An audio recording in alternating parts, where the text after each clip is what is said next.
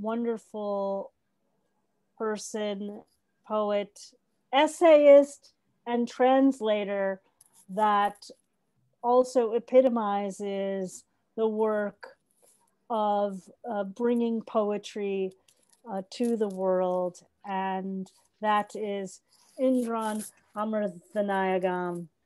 And Indran was born in Colombo, Ceylon, which is now understood to us as Sri Lanka.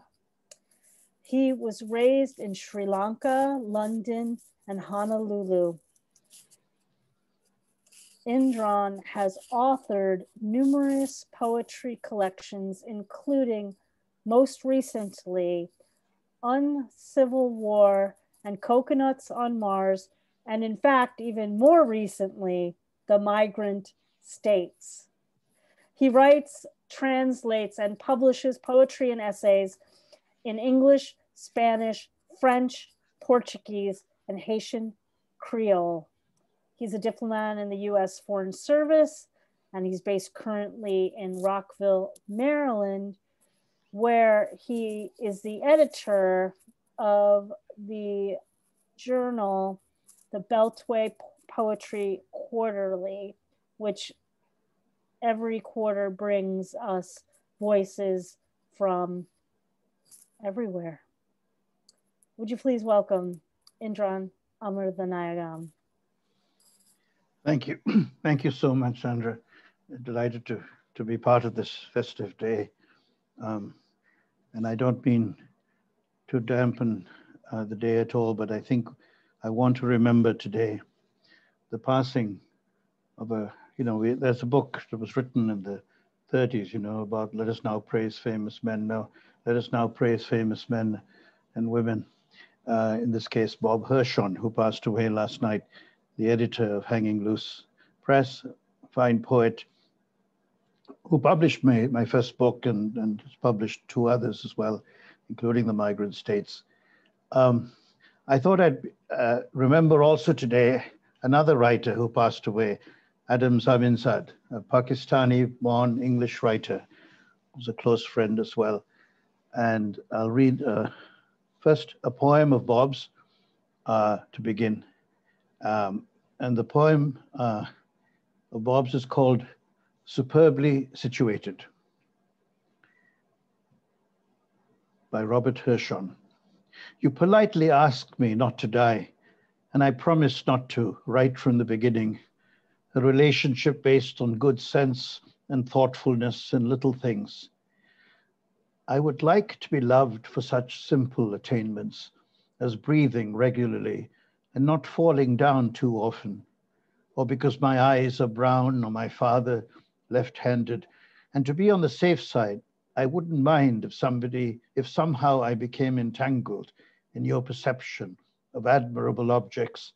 So you might say to yourself, I have recently noticed how superbly situated the Empire State Building is, how it looms up suddenly behind cemeteries and rivers, so far away you could touch it. Therefore I love you. Part of me fears that some moron is already plotting to tear down the Empire State Building and replace it with a block of Staten Island mother-daughter houses, just as part of me fears that if you love me for my cleanliness, I will grow filthy. If you admire my elegant clothes, I'll start wearing shirts with sailboats on them. But I've decided to become a public beach, an opera house, a regularly scheduled flight, something that can't help being in the right place at the right time. Come, take your seat. We'll raise the curtain, fill the house, start the engines, fly off into the sunrise, the spire of the Empire State, the last sight on the horizon as the earth begins to curve. Bob was born in 1936, which is also the year my mother was born, and the year Mario Vargas Llosa and Frank Etienne are born, still around. And so it's just, I remember writing a poem about that here some time ago. But anyway, Bob Hershon, may his soul rest in peace.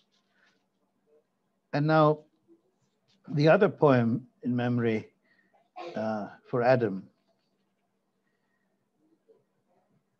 You told me not to bother about roots, to climb the trunk, to push branches away and reach the uppermost leaves, pointing towards heaven, the infinite. You resisted badgering about age and names. What do they matter, you said. You did not tell me that Adam was a pseudonym and your American single-room rent life a secret adventure where you explored the underbelly and the other side of cities. I did not know your family then, Shant Cottage. You kept so many details in a lockbox beneath your beard. I wondered who was this angel with a razor blade and devilishly limber mind haranguing me on a more than 20-block walk through Manhattan during our first encounter. We would enjoy others by sand dunes, driving up the road to La Molina in Lima, your earlier visit to Mexico City. I remember how much you wanted to meet the poor in the center of Santa Fe, not rich suburbanites on the hill, the Loma where we hosted you. The money I earned as a diplomat brought a fine meal to the table, but you ate seeds instead and sported a body like a rod. You did not want any sign of privilege, no roly-poly belly. I wish I could have stopped that rogue driver who slammed you off a bicycle in Amsterdam and saved you thus from all the operations to come, the unfinished novels, the unpublished poems you did not have strength to revise, your complaints, but not your dismissals of dictators and your giving every last penny to the tramp, not your heart speech the last time we spoke in some gray evening after you left Lima, the ride to the airport, saying goodbye to the Americas and to you, Adam, always outside of Eden, beyond the uppermost leaf. And I'll read now, if I have time, two more poems. This one is called Rhyming Still, and I'll finish with a poem from Coconuts and Mouths called Living Will. Rhyming Still. The easy rhyme jolted me. I did not expect the contemporary poet to fall back to cradle, lullaby, swing song, soothing kiss of lips on forehead, breeze of words humming in the ear. I did not expect this as I have railed on street and in media about dominion of prose, or rather calling poetry what winds across the page, subject, verb to object with a dull, muffled rhythm. I repeat, what pleasure to hear the poet's gentle chimes, his return to where the game starts, when you say to your child, God's in his heaven and the world's all right. Sleep tight. And I'll finish with a poem from Coconuts and Mars called Living Will. One day I will sit down with my soul and write that I've loved every bird that flew, every monkey on the branch, every elephant charging through the grass.